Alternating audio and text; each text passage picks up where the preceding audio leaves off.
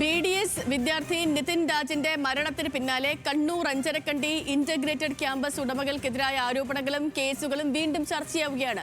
നിലവിൽ ആർക്കും സമീപിക്കാൻ പറ്റാത്ത ദുരൂഹ കേന്ദ്രമാണ് ഈ സ്ഥാപനത്തിന്റെ ഉടമകൾ.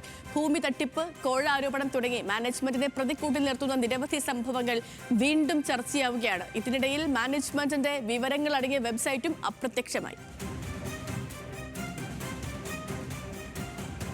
അഞ്ചരക്കണ്ടി ഡെന്റൽ കോളേജ് ഉൾപ്പെടുന്ന ഇന്റഗ്രേറ്റഡ് ക്യാമ്പസ് വിവാദങ്ങളിൽ പെടുന്നത് ഇതാദ്യമല്ല. കോളേജ് നിലനിൽക്കുന്ന ഭൂമി മുതൽ മെഡിക്കൽ കൗൺസിൽ പരിശോധന മറികടക്കാൻ ആളുകളെ രോഗികളെന്ന വ്യാജേന എത്തിച്ചതും BDS വിദ്യാർത്ഥി നിതിൻ രാജിന്റെ മരണം വരെയും എത്തി നിൽക്കുന്നു ആ വിവാദങ്ങൾ. കണ്ണൂർ മാട്ടൂൽ സ്വദേശി അബ്ദുൾ ജബ്ബാർ ചെയർമാനും മക്കളും അടുത്ത ബന്ധുക്കളും അംഗങ്ങളുമായ പ്രസ്റ്റീജ് എഡ്യൂക്കേഷണൽ ട്രസ്റ്റിന് കീഴിലാണ് കോളേജുകൾ രജിസ്റ്റർ ചെയ്തിരിക്കുന്നത്.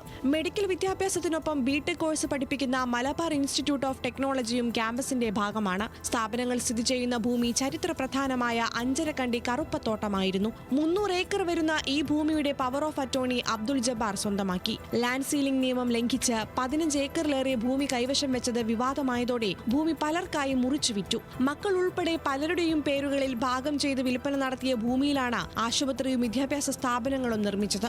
തോട്ടം ഭൂമി കരംഭൂമിയായി തരം മാറ്റിയെന്ന് കാട്ടിയാണ് ജബ്ബാർ ഹാജി ഈ സ്ഥലം സ്വന്തമാക്കിയതെന്നും ഇതിനിടയിൽ പരാതി ഉയർന്നു. ഭൂമി കൈവശപ്പെടുത്തിയത് അനധികൃതമായാണെന്ന് അന്വേഷണത്തിൽ കണ്ടെത്തിയിട്ടുമുണ്ട്. മിച്ചഭൂമിയെന്ന് കണ്ടെത്തിയ സ്ഥലം സർക്കാർ ഏറ്റെടുക്കണമെന്ന് കണ്ണൂർ ലാൻഡ് ബോർഡ് കഴിഞ്ഞ മാസം 6 ഉത്തരവിടുകയും ചെയ്തു. ഇവിടെയും തീർന്നില്ല.